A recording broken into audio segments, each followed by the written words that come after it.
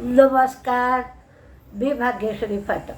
Market आणि मी सोप्या मराठीतून शेअर मार्केट समजावून सांगण्याचा माझा एक उपक्रम आहे. 13 आणि 14 जुलैला मी कोर्स ठेवला आहे. हा कोर्स ठाण्याला आहे, ऑफलाईन आहे, स्टेशन जवळ आहे आणि सेकंड सॅटर्डे संडे, त्यामुळे सुट्टीचाही प्रश्न नाही. सकाळी 9 ते 12, दुपारी 1 ते 4 असा 6 तास शनिवारी आणि 6 तास रविवारी आहे.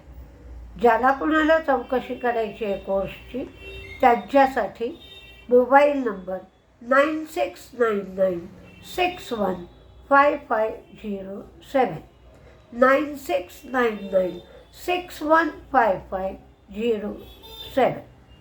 आता आपण रोजच्या व्हिडिओकडे वळूया. काल HDFC बँकेचा शेअर मंदीत गेला होता. त्याच्यावरनं तुमच्या लक्षात आलं असेल की HDFC बँकेची आकडेवारी किंवा डेटा चांगला नसणार आणि तेच आज दिसून आले.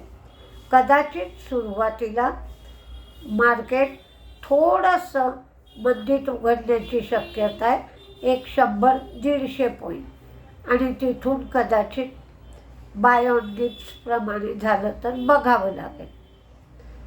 फॉरेन इन्व्हेस्टर्सची खरेदी आहे 2556 कोटीची, तर डोमेस्टिक इन्व्हेस्टर्सची विक्री आहे 2375 कोटीची.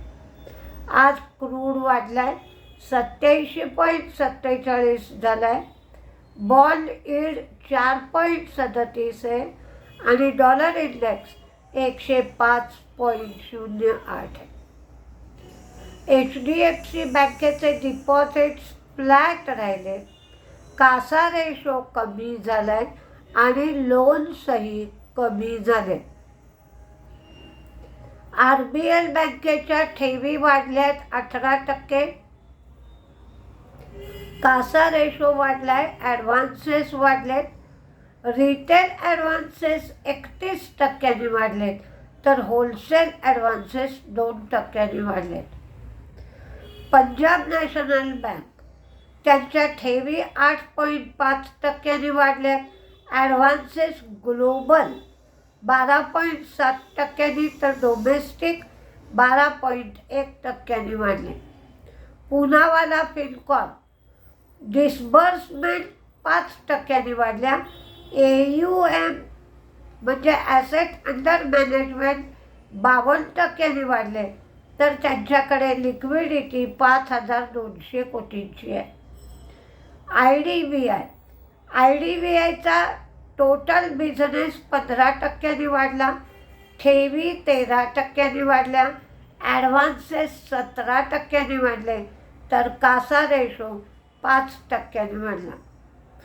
युको बँक त्यांचा टोटल बिझनेस 11.5% वाढला, ॲडव्हान्सेस वाढले, डिपॉझिट वाढले आणि कासा रेशोही अगदी थोड्या प्रमाणात वाढला. पूर्वी 38.10 होता, आता 38.62 झाला. रेमंड्स ही व्हर्टिकल मर्जर करणारे रेमंड आणि रेमंड रियालिटी हे दोन्ही विभाग वेगळे होतील. स्वतंत्र लिस्टिंगही होईल आणि ज्यांच्याजवळ आत्ता रेमंडचा 1 शेअर असेल त्यांना रेमंड रियालिटीचा 1 शेअर मिळेल. रिअल इस्टेटमध्ये 1593 कोटी रुपये आहेत. लॉईड मेटलनी QIP जाहीर केला आहे. त्याची फ्लोअर प्राईस 732 कोटी आहे. रेमंडचा रिअल इस्टेट रेव्हेन्यू 1593 कोटींचा आहे. इक्सिगो जो नवीन लिस्टिंग झालं त्याचा रिझल्ट चांगला आला आहे. महिंद्रा लाईफ बोरिवलीमध्ये 7 सोसायट्या ते डेव्हलप करणार आहे. 1800 कोटी त्या प्रोजेक्टची व्हॅल्यू आहे. अहलुवालिया यांना 572 कोटींची ऑर्डर मिळाली आहे. RVNL दिल्ली मेट्रो रेलबरोबर त्यांनी करार केला आहे. इरकॉनला RVNLकडून 750.8 कोटीची ऑर्डर मिळाली आहे. BGR यांनी 1000 कोटीचा राईट्स इश्यू केला आहे. IDFC फर्स्टमध्ये 0.2% एवढी हिस्सेदारी LICने वाढवली आहे.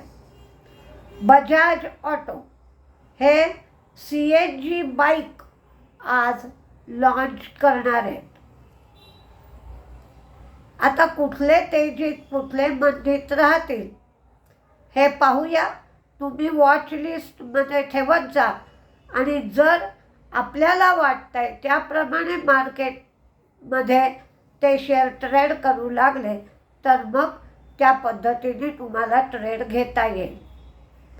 RVNL, Ahluwalia, Bajaj Auto, Astral, Lupin, Ircon, Raymonds, ESAF, ESAF यांचे लोन वाढले, ठेवी पण वाढले. Tata Motors, GOCL, Shilpa Medical, Zomato, intercity सेवा त्यांनी सुरू केली आहे. Poonawalla, Solar, pro blast BS ही दक्षिण आफ्रिकेतली कंपनी आहे, त्याच्यामध्ये त्यांनी स्टेक घेतला आहे. अहलुवालिया कॉन्ट्रॅक्ट यांना 572 कोटीची ऑर्डर मिळाली आहे. KDDL, Mahindra life, metropolis, Motherson wiring, VST मध्ये दमानीने हिस्सेदारी वाढवली आहे. Restaurant brand, UCO bank, Tata power.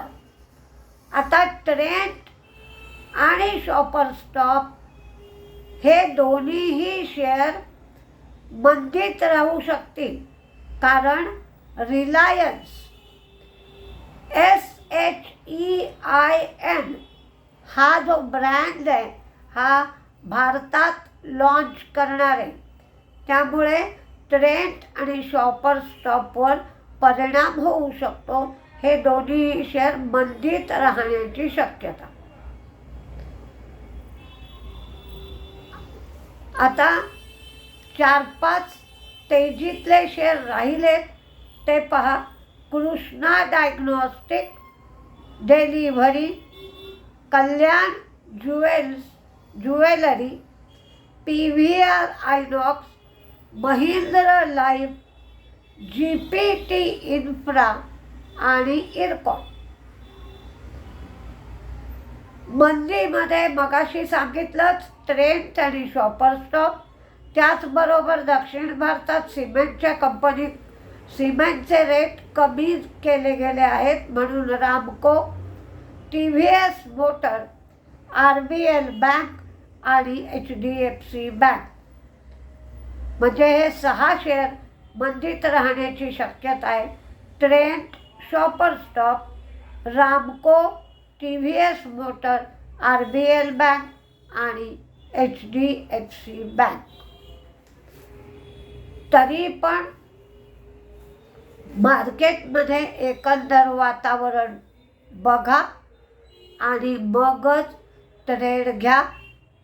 आज क्रूड वाढल्यामुळे कदाचित काल 3:15 नंतर ONGCचा शेअर वाढायला सुरुवात झाला होता. 4 रुपये वाढला. त्यामुळे ऑइल इंडिया, ONGC याच्यामध्ये क्रूड वाढलाय म्हणून तेजी राहण्याची शक्यता आहे. आणि HPCL, BPCL, IOC याच्यामध्ये मंदी येण्याची शक्यता आहे क्रूडच्या अनुषंगाने. क्रूड वाढलाय म्हणून टायरचे शेअर मंदीत जाण्याची शक्यता आहे, ऑइल पेंटचे शेअर मंदीत जातील. तर बघूया काय काय होतं आहे. क्रूडच्या अनुषंगाने हा सुद्धा ट्रेड तुम्हाला घेता येईल. बघा, पण ट्रेडचं प्रमाण कमी ठेवा, म्हणजे जरी अडकलं किंवा लॉस जास्त होऊ लागला तर पैसे अडकून कमी प्रमाणात राहतील. कारण आता मार्केटच्या तेजीचा वेग कमी होण्याची शक्यता आहे. त्या दृष्टीने आपल्याला मार्केट करावं लागेल. नमस्ते.